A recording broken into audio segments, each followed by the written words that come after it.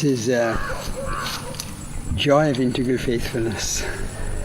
But why it wasn't coming off so fast is because in the old book we have two names. One is joy of integral faithfulness, the other is peace of integral faithfulness.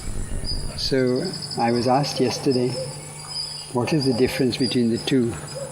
And in the book we have tried to explain that peace of integral faithfulness is pure white, and joy of integral faithfulness is white with the border is pink. But actually, in all the flowers, the border is pink in the beginning. And when the flower is ready to fade, it is nearly white.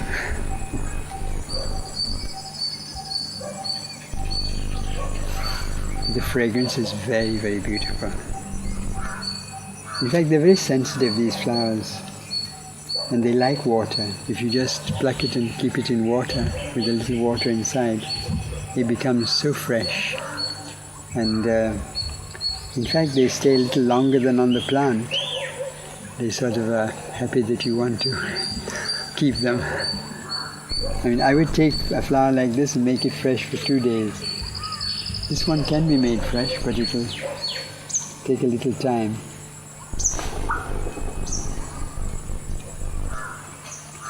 But the leaves are so beautiful here.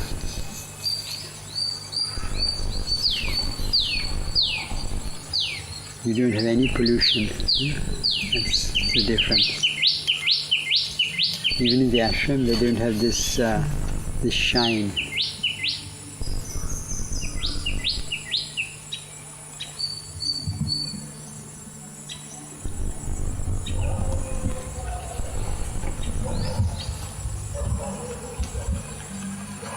So perhaps we may say that joy is when you want to feel joy, and peace is when you want to feel peace. Because the two are really undistinguishable. In the morning, it's a little bit more towards joy. And evening, yes, as the sun goes down and peace comes back, then they are. It looks a bit like crystal. Like a crystal. Yes, exactly. But here they're really in their element. And we don't have this. Of course, this is in the ground. Even in the ground in the ashram, it's not so many buds as here. It's a tidy shape, isn't it? It always has a nice rounded shape. Mm. We have plenty. It's always been in the ashram. Behind, we have a row of them. In front, we have a big one.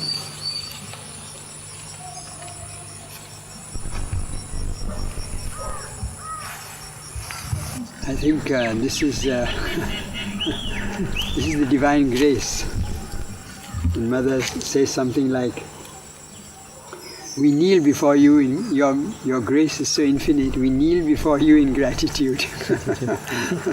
So I was tempted to kneel, but it has a very interesting fragrance smell.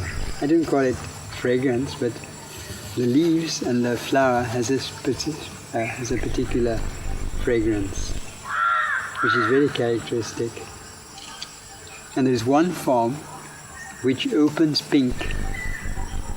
This one is white, by the way, in the beginning. You see these buds here? It will open pure white tomorrow morning, early in the morning, something like 4 o'clock or so. And during the day it turns from light pink to dark pink. But there's one variety which opens pink in the very beginning, in the morning itself. And that Mother calls Love the Victor. And that is there in the very first list of flowers. But when she devised it, she has changed the name to Victorious Love. There was another hibiscus called Victorious Beauty. So after that was named, this was changed to Victorious Love. But I still like the word, love the victor. It sounds like a war cry.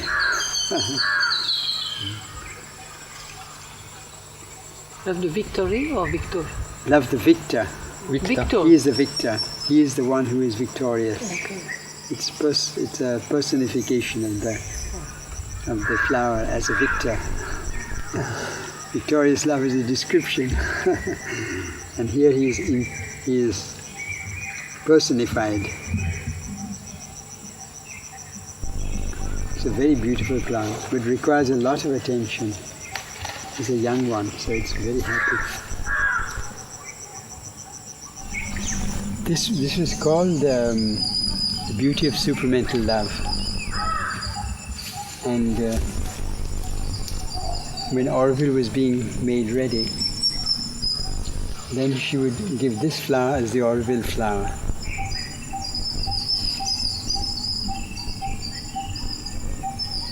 And you can take any bud in any hibiscus, and you can, you take a bud like this and pluck it. You keep it in water, and the next day it opens up. Wow. It's slightly smaller, but it's slightly smaller, but it is very intense in color.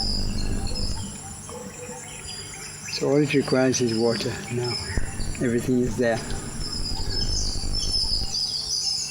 Sometimes I do that when I've not got the time to come in the morning. I take a bud in the evening and then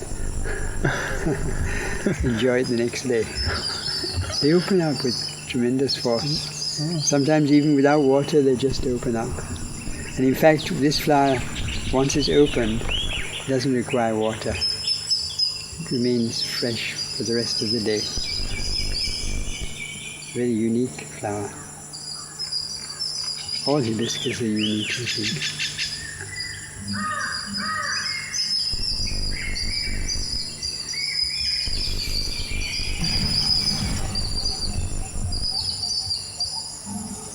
The scent that reminds me of divine love. It's got that pink, very special shade.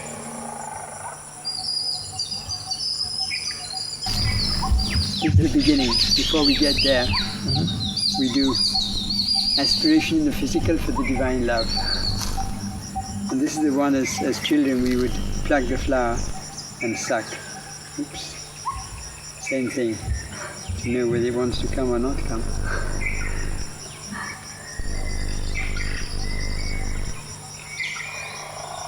No. Try the other hand. This one. Yes. Very sweet. But it's interesting, this is not the sweetest nectar. There's another flower called Vital Impulsions. And that one has extremely sweet nectar.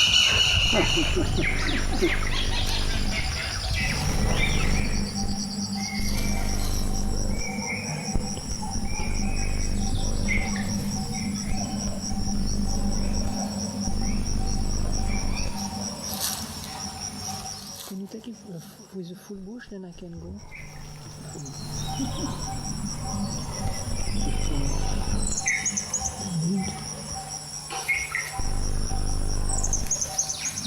If you want the story. So this is the famous tree from the Middle East. Mother has a very interesting story connected with the divine love. She says that in ancient Chaldea, an avatar had descended upon earth to help mankind, but he wasn't understood by man. So they were torturing him, they had nearly killed him, so he was bleeding. And he fled into the desert. And when he came to this little shrub, which was in the desert, that was the only place he could hide. So he hid under this little bush. And those who were pursuing him, trying to kill him, they passed by without seeing him. And he lay there, mortally wounded. His blood was dripping into the soil.